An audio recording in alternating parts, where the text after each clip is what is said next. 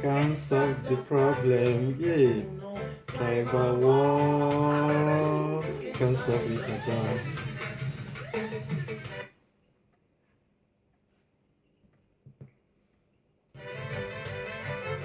We don't need no tribal.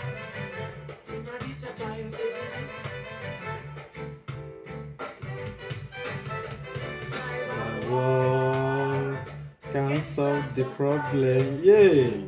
Tribal war can't solve it at all.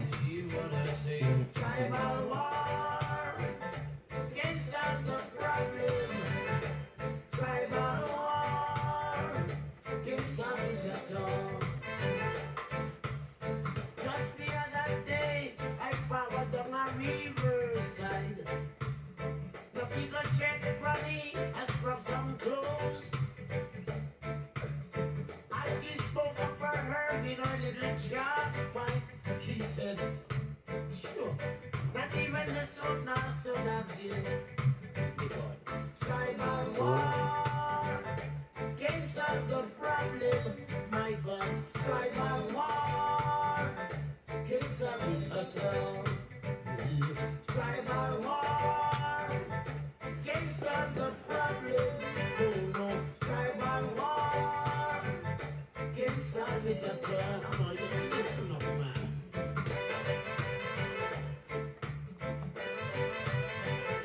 Into you, are you did wake up?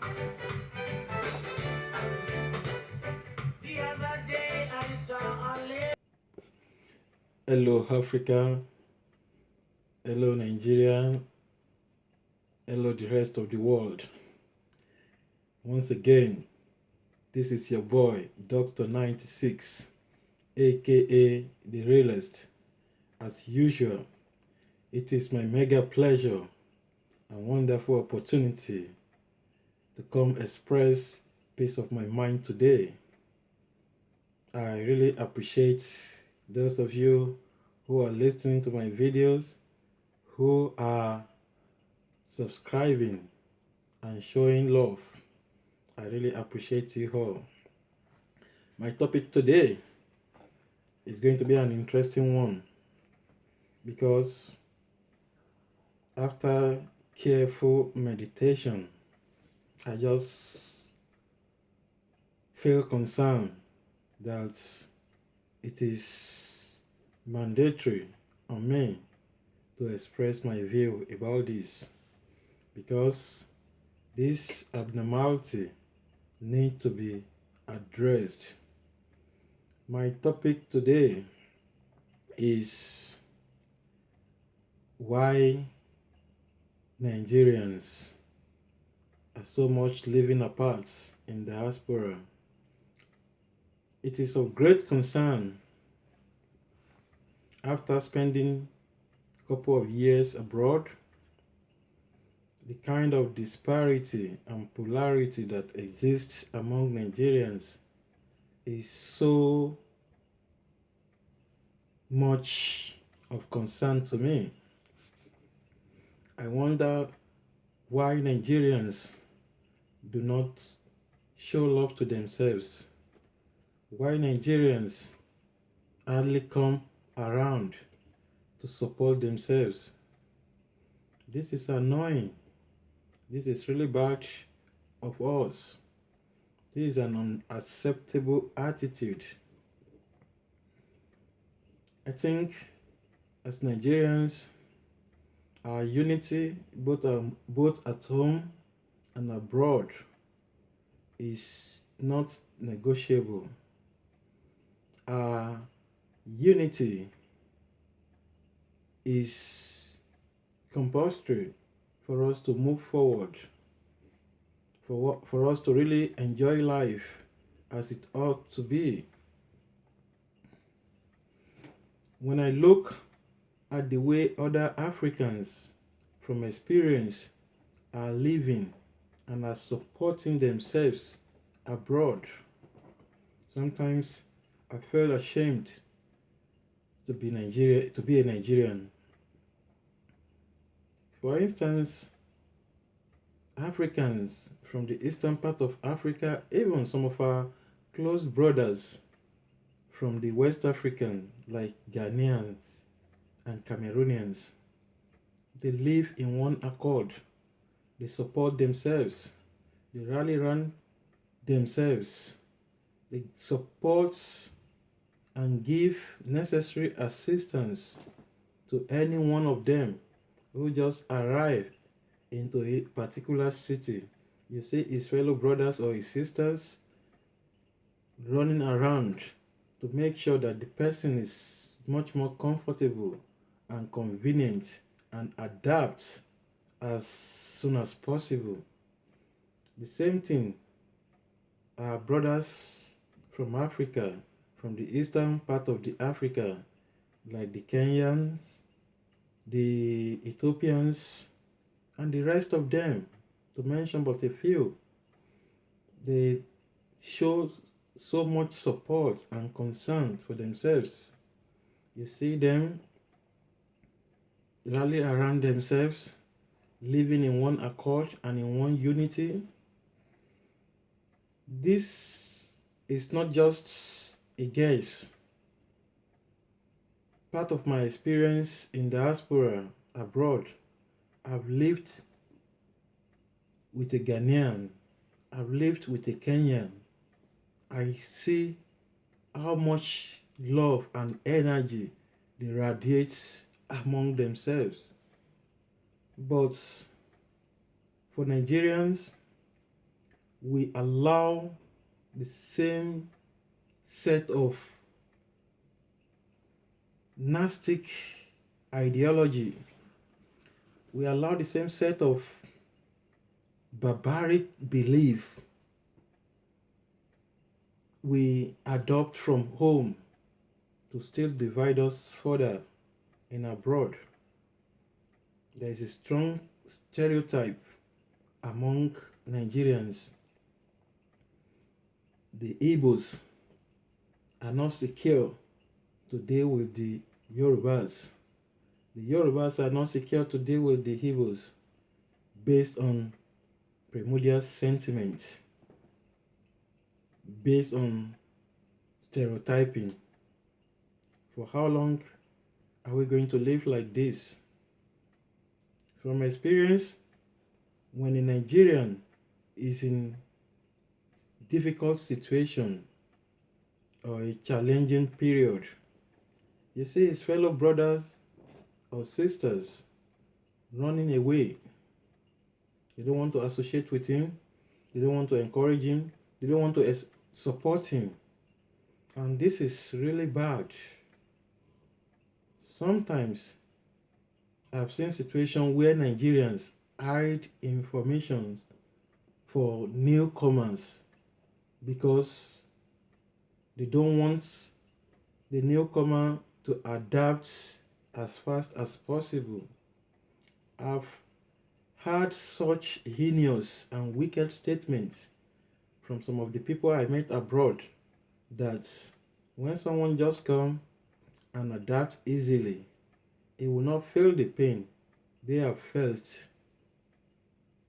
I cannot comprehend how someone who says is religious, who practice Christianity as a religion, still think below the human level.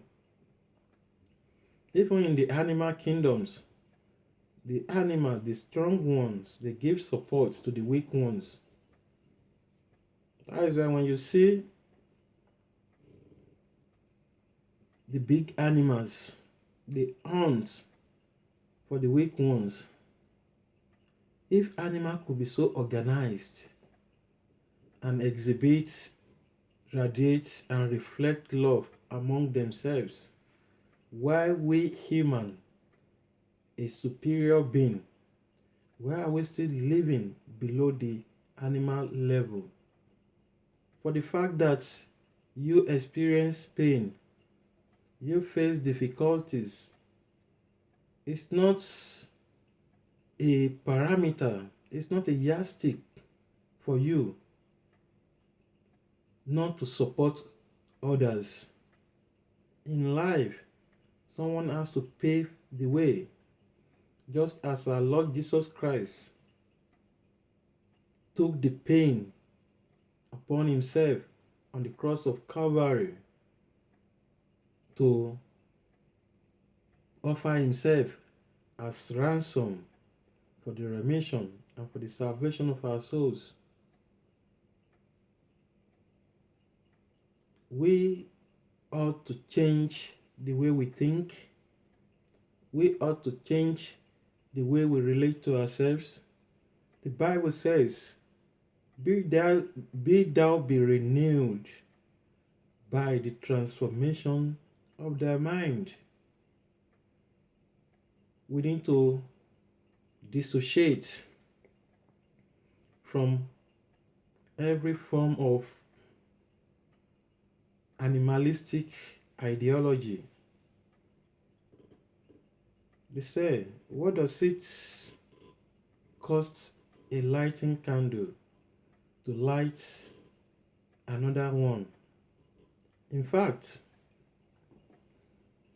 a lighting candle can light more than 1 million candles, and that doesn't affect the time at which it will get burnt.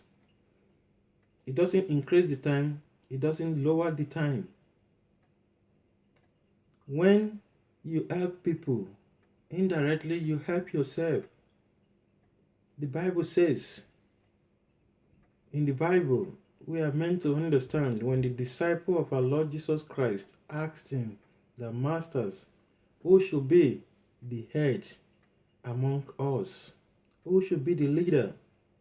And Christ replied them, the leader among you should be the one who is willing to humble himself and serve others. Life is just too short and unpredictable. What will you be remembered for? What is your joy? What is the source of your joy? What is the source of your inspiration? What inspired you? Do you get inspired by breaking people down? Do you get inspired by victimizing people? No. People who victimize and oppress other fellow humans, they never get happiness in their life. They are never secure in their life.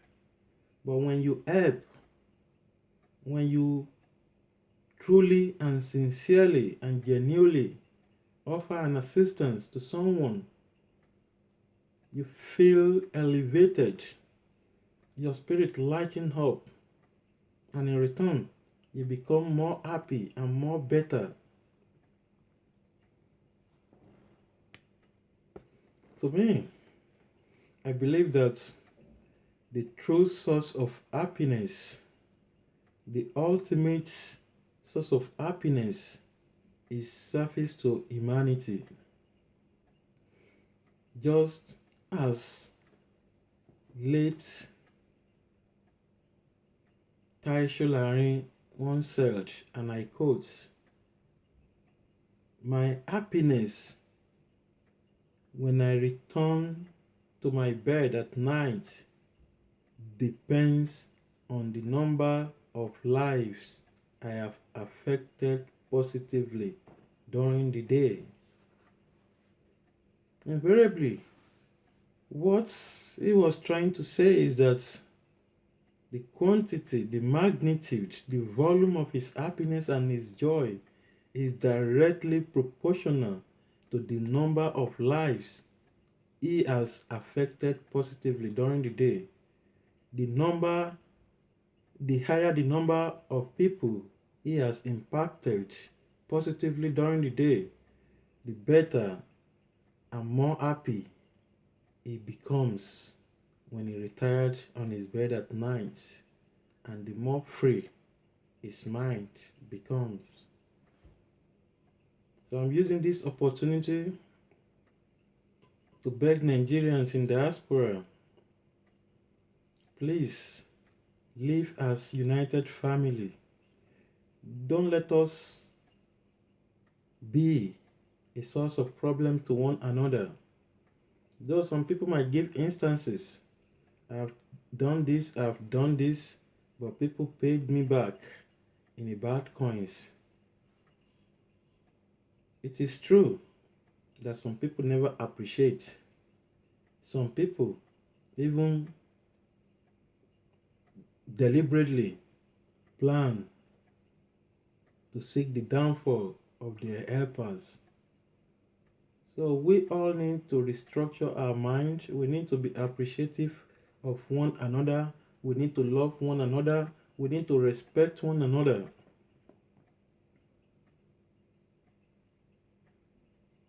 Love is inevitable. Love is life. The Bible says our God is love. Our God is compassion. No matter how religious you are, no matter how frequent you are in the house of God, if there is no love in your equation, if there is no compassion in your equation, if there is no genuine feelings in your equation, you are just deceiving yourself. You have no reward before your Creator. It is only those who are insecure that seeks their security from the insecurity of others. That is sign of weaklings. Every brave and courageous man wants to help as much as possible people. Nigerians, we compete unnecessarily. Unnecessary competition is what is destroying our society back home. And we don't need to reciprocate the same thing here. Instead, we need to take the good value, the healthy value, the sustainable value, and ethics from the society where we are currently living. We need to take it back home and replicate the same thing. And the said charity begins at home. Before we can reform people back home, we need to reform ourselves. We need to recycle our minds. We need to get away all the impurities and impediments in our minds. We need to have a true, free, and pure conscience to be able to operate and live to the fullness of our time. However, to me, I believe there is so much resources on this planet Earth that will go round in abundance if we all live in love. There's so much resources on earth. Somebody's success is not going to stop your own success. Somebody's breakthrough is not going to stop your breakthrough. Instead, the world becomes a better and more secure place when everyone is comfortable and secure. When Mr. A has abundance, when Mr. B has abundance, when Mr. C has abundance, there won't be no need to wage war against one another. There won't be no need to stay from one another.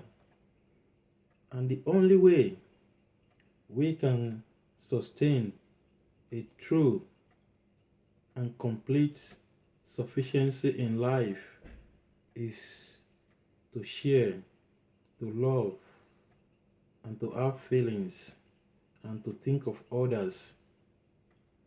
Always put others in your shoe, in your context. Make life more convenient and conducive and livable for others, because man cometh to this world with nothing. Naked we come to this world, and empty we shall all return one day. Live and let others live. Africans, most especially Nigerians, I urge you across the world to be your brother's keeper. Don't be your brother's haters. Stop feeding on the negative vices. Let us stop all the antipathy. Let us stop every form of dislike, every form of hatred we inherited from our ancestors. It is high time we start living in love. Please like and share this video for education, for transformation, and for mind empowerment. This is an educated platform.